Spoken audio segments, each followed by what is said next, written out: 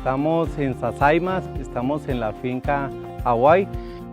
Como pueden ver, aquí al fondo está nuestro desarrollo con el café Mokka. Esto antes, en el 2010, teníamos una finca experimental con varias variedades y decidimos dejar el Mokka porque es un café que se adaptó muy bien a este clima, a esta altura y a todas las bondades que nos da la naturaleza. Estamos hablando de una finca de cerca de 15 hectáreas en donde se produce, sobre todo se produce Mokka. Es el proyecto más grande que hay en el mundo de esta variedad.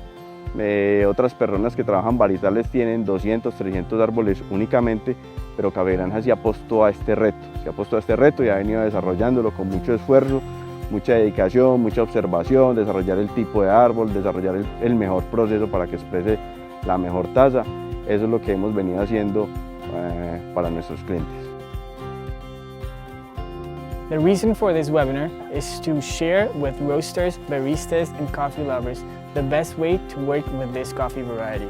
And with the help with Alexander Ruiz and Aga, we'll challenge you guys to create a great cup of coffee. So sit tight and wait for the next video.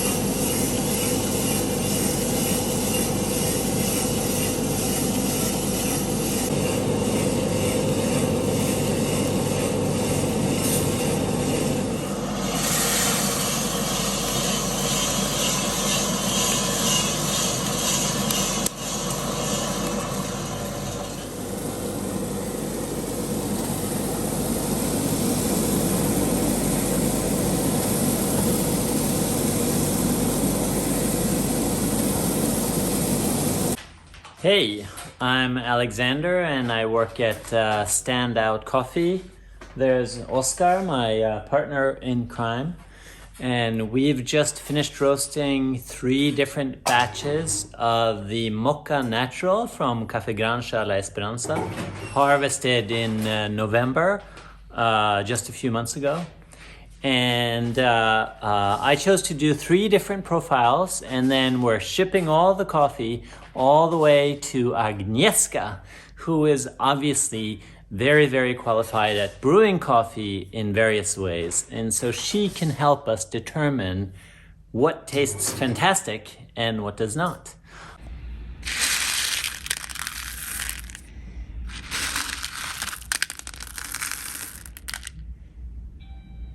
The 3 different profiles are light and floral, and then sort of a medium in between. And then I have a deeper, sweeter profile, which in my mind is perfect for like EK43 espresso or barista competitions maybe.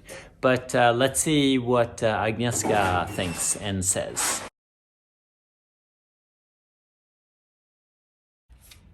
So look at these coffee beans. They are so small, and therein lie the challenge. So before roasting this coffee, the Mokka Natural from Cafe Granja la Esperanza, I actually did a bit of research, calling 3 of my most respected colleagues here in Sweden to just like talk about how would they approach roasting this coffee.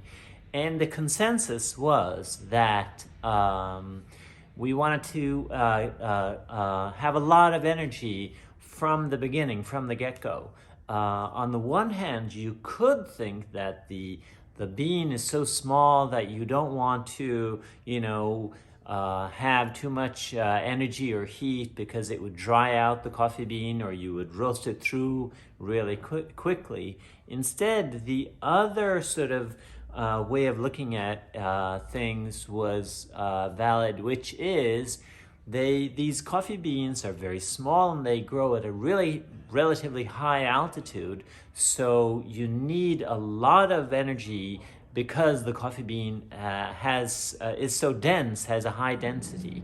So what I did with the 3 profiles is that I used more or less energy, and I also, as I previously mentioned, I had one of the profiles was more focusing on florals, and the last profile was focusing more on intense sweetness that we get from these very small coffee beans.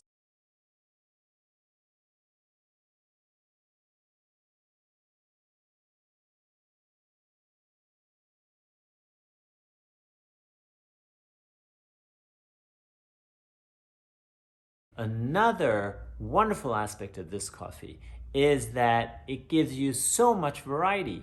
It's such a unique coffee, this tiny, tiny coffee bean, the Mokka variety, that you could think that it could be sort of a one-dimensional experience. But the truth is that this coffee bean gives us a wide array of options. You can either go more sort of fruit, sweet, and floral, or you can go deeper, sweet, cocoa, almost liqueur, depending on how you go. So in my perspective, it's a coffee that really presents so many options to you as a roaster, and obviously as a barista, you can then brew these coffees or these roast profiles in so many different ways. And again, I mean, I go back to coffee competitions, whether it's a Brewer's Cup competition or maybe even more barista competition. This is an amazing coffee to use both for espresso, milk beverages, and obviously signature beverages. Yes, so that's one of the many things I want to say.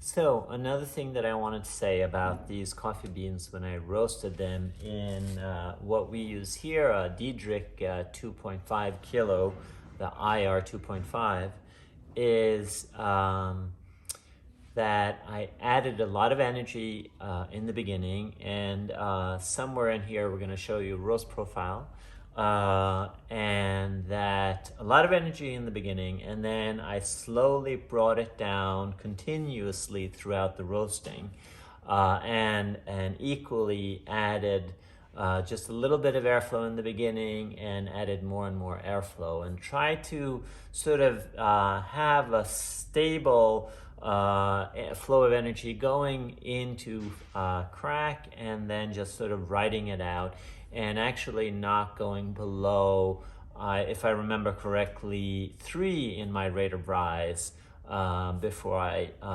drop the coffee into the cooling tray at the end. And I mean, in many ways, as I previously said, this is a coffee that offers you so many different opportunities as a roaster. You can go light floral, sort of more fruit sweetness, or you can go deeper cocoa, liqueur, mature cherries, depending on how you choose to roast this coffee. It's a really unique and super versatile coffee for me. For my filter brew, I'm using the lighter roast by Alex. Here you can see that the color is bright brown. I'm using 20 grams. It's lighter roasted, so I'm going a little bit overdose it. I'm using Diting Sweet Lab grinder. It's an offshore grinder of World Brewers Cup Championship, and I set it pretty coarse. It's going to be 9.5. That's why I'm going to use a higher dose of 20 grams.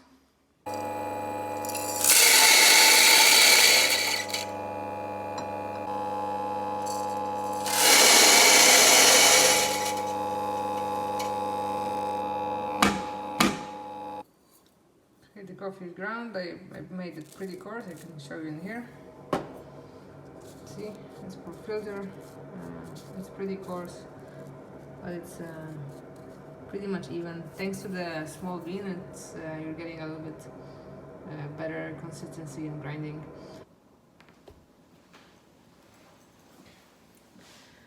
So okay, we ground the coffee and we are absolutely ready to brew our Mokka variety. So the first coffee I'm making in V60.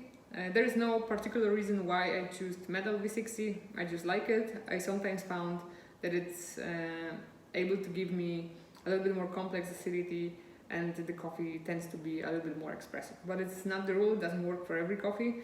If you're using different V60, just remember that different materials, plastic, glass, or ceramic or metal, have different heat absorption. So when you heat it up, just remember that they will need a different amount of water. So okay, I'm adding 20 grams of coffee. It already smells amazing while I'm doing that. And what I'm gonna do now, I'm gonna do 5 pours, 60 grams each. I will make the pours every 20 seconds.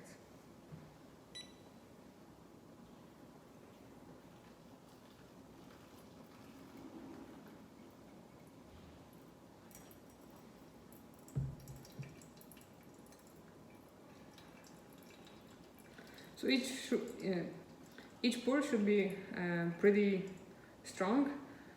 Try to pour the water in less than 10 seconds.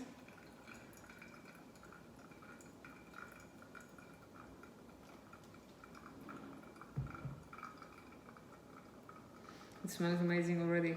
A lot of berry fruits, a lot of sweetness, a lot of florality.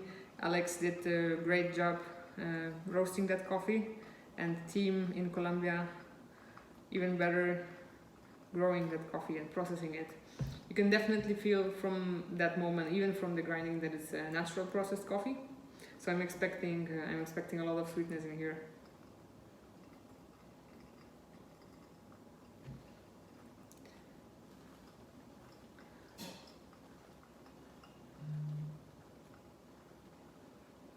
Also, it is a pretty small bean, so it's quite difficult to figure out how to roast it and how to brew it. But I found that because it's very small, even if you go finer, you sometimes need to have a little bit bigger differences in between grind sizes to actually see the difference, as the bean doesn't have a problem to get inside in between the burrs, and it tends to give a little bit less fines if you go with the coarser grind size. So you should expect the total brewing time in between 2 minutes and 2 minutes 15 seconds. I know it's for you maybe a little short, it's not very traditional, but I found that with this recipe I'm able to get more expressive acidity, more florality, and that's why I also use the higher dose to make sure that all the flavors are there and the coffee is not under extracted.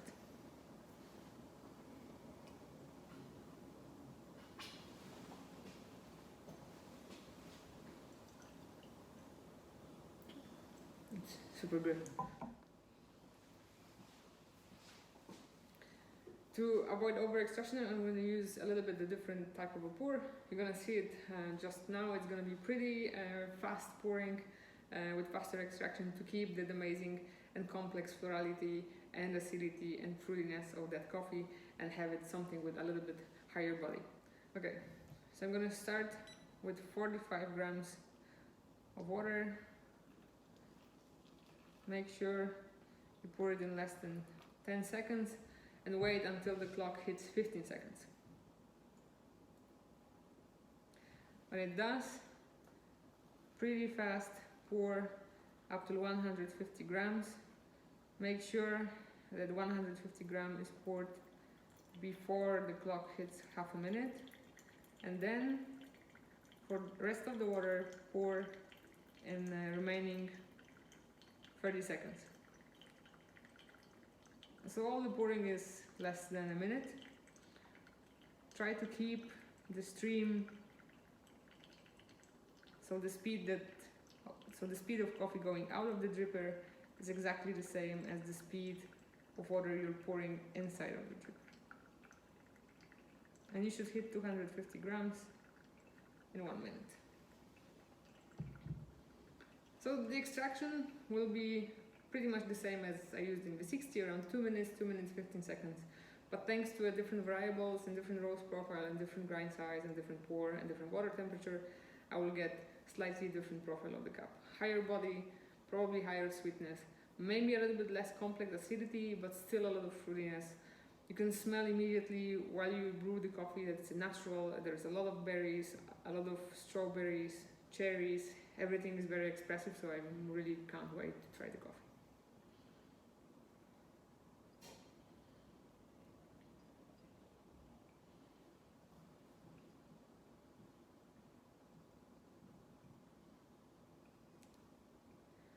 It always slows down a little bit by the very end, and you can generally see that the extraction is over when the bed on top is almost dry. But don't worry if it slows down at the end of the extraction.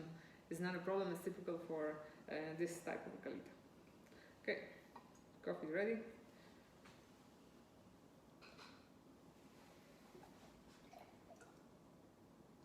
Yeah. Still think it will be pretty amazing, and in a while we will compare V60 with a different recipe and Calida, and we'll see what is the difference. But I look forward to trying both of them because they seem to be very expressive.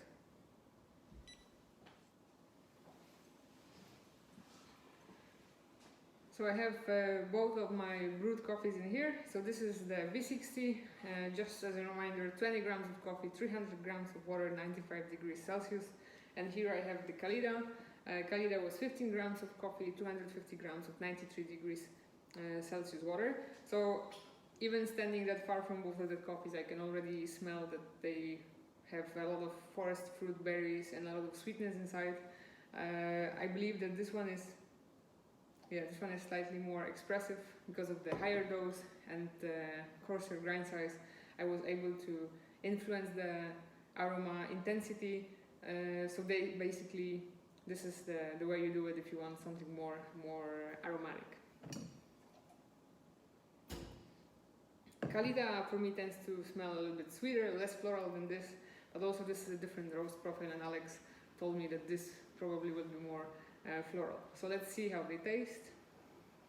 They both has amazing color. It's this brown red type of a thing. They're both natural, so what I'm expecting is a lot of sweetness, and I don't know if you are aware, but the Mokka variety tends to have a little bit less caffeine, so I can drink all of that and I'll be totally fine.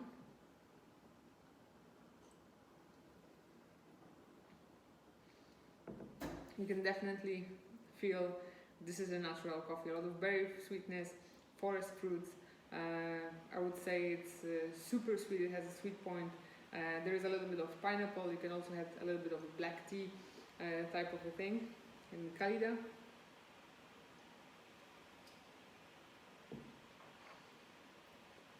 Calida has definitely higher body.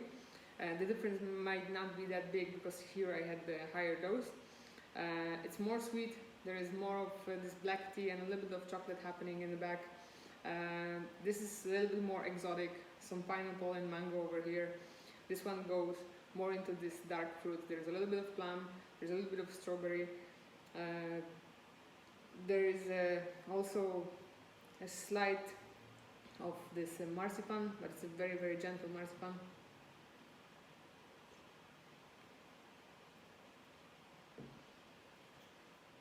When it's starting to cool down, we also go into this exotic type of fruits.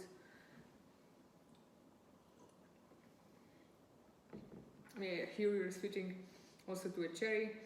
I believe it's a great coffee to be made in a filter. Doesn't matter if you use a lighter roast or darker roast, this coffee is so complex that it will work in both ways. I'm really excited to see how it actually tastes as an espresso, which is going to be the next step.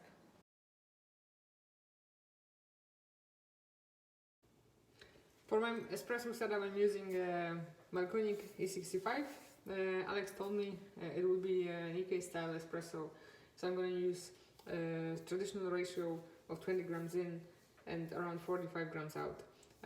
This coffee still has a great body and a lot of acidity, but I would like to get a lot of that sweetness and a lot of that amazing fruitiness that I already found in filtered coffee. So I'm gonna make the extraction slightly longer to get more flavor out of coffee.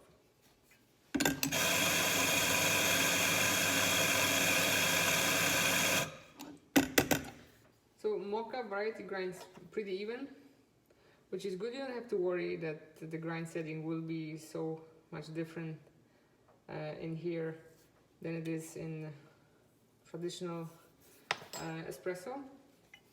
What I found a little bit more difficult is that if you want to change the grind size,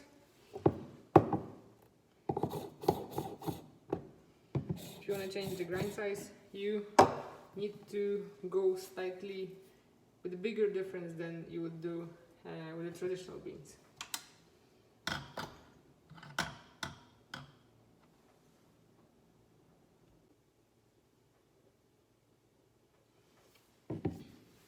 When it comes to a grind size, don't be afraid. It grinds as a traditional espresso.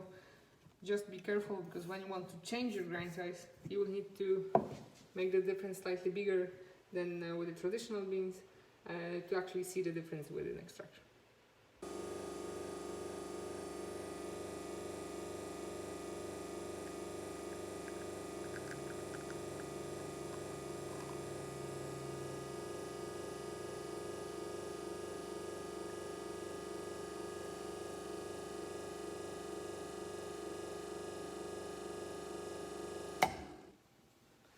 So I have my espresso ready. Remember, it's always good to stir your espresso before drinking to mix all the flavors. So the extraction was 28 seconds. It says very intense aroma. Still, the sweetness and forest fruit from the filtered coffee is very much present.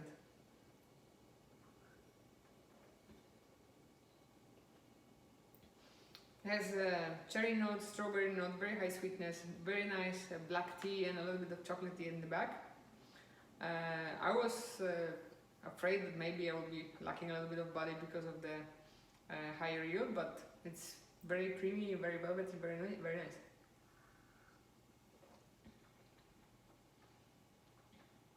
It also has, and especially in the second sip when it cools down a little bit, more of these exotic fruits like pineapple and mango. And I believe that if we'll change the ratio to a little bit lower, it will very well play also in a milk beverage, which probably we're gonna do now.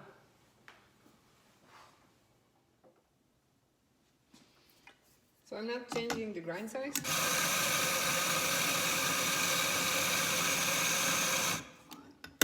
I realized many times just changing the ratio is good enough change for our milk beverage to keep the intensity of flavors and the fruitiness.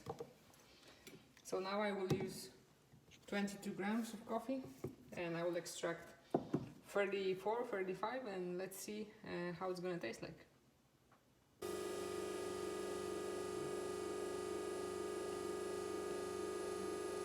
Okay, so I'm splitting the extraction. I will have one very intense espresso and one base for a milk beverage. As I said, 22 grams in and we will have 34, 36 grams out.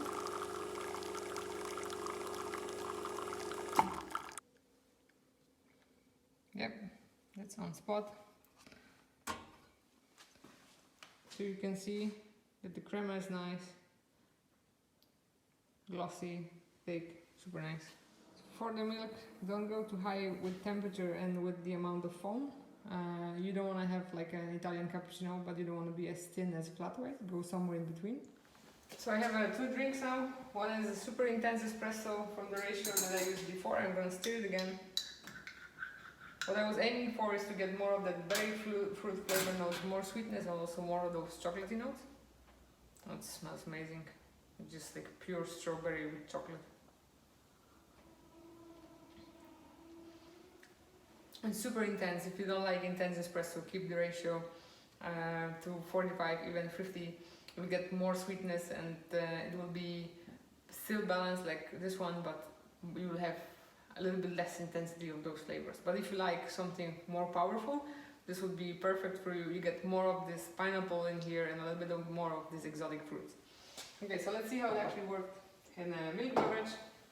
When it comes to milk beverage, I choose to go around 100 to 120 mils. Bigger than that will lose the coffee and you might be losing the fruitiness and quality of coffees. Temperature of milk, don't go higher than 55-60, is a little bit WBC style, but higher than that will also cover some of the fruity flavors. Foam, somewhere in between cappuccino and flat white. You want like 0.5, 0.7 centimeter of foam.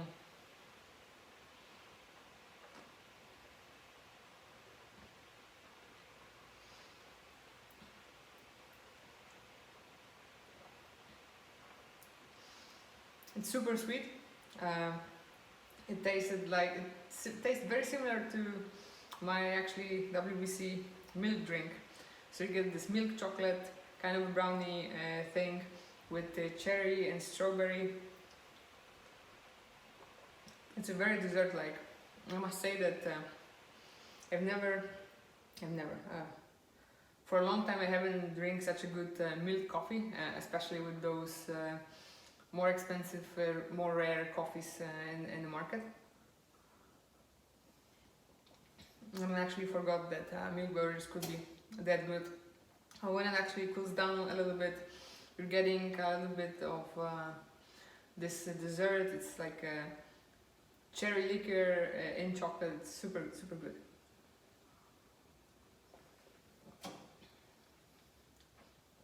Yeah, I should really recommend you to try a Mokka variety with more intense espresso in a milk beverage.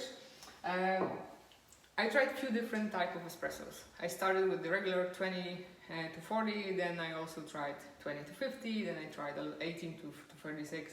I was playing with the ratio, but I found the best balance somewhere in between 20 grams, 20.5 grams in and 45 out. So you're getting good balance between velvety and creamy texture, and at the same time a fruit bomb in flavor with nice aftertaste.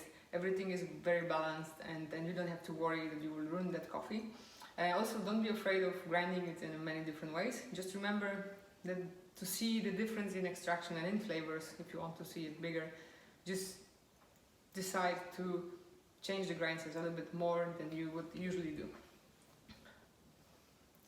Well, I must say that I'm a little surprised how great this natural Mokka variety tastes in a milk beverage, because I knew it's gonna be an amazing espresso, but I was a little bit afraid that it will be lost in milk. I think that your customers will love it because it's not a traditional cappuccino that has only milk chocolate and hazelnut and all this kind of flavors, but it actually can go even up to a blueberry muffin or like a chocolate blueberry muffin, white chocolate. There's a lot of flavors even with milk. So as a few final things that I want to say about that coffee is, I know that it's not a very typical bean. It's very small. And it seems like maybe it's a pea berry, maybe it's difficult to brew, maybe it will grind in a different way because it's so small and doesn't even remind you of most of the varieties that you've seen and brewed in your life. But Cafe Granja la Esperanza did an amazing job, and this coffee has a huge potential. It's actually very easy to brew. It doesn't matter what kind of method you choose, and if you make some even simple mistakes during brewing as an espresso or as a filter, this coffee has a wide range of flavors. It's very complex, very sweet, and has a lot of exotic flavor fruit notes. It's berry fruit notes, a little bit of chocolate, a little bit of black tea, mango. So don't be afraid of experimenting with that coffee. It's definitely a coffee that will satisfy any coffee lover. It will satisfy even a judge on a competition, but what's the most important, this is a coffee that will satisfy an everyday consumer that is looking for a great quality cup, and it will be good as an espresso, as a milk beverage, and also as a filtered coffee. So I hope you will be able to try it, and I hope that our videos together with Alex and Cafe Granja la Esperanza help you with that, and looking forward to see and to read the reviews of this Mokka variety.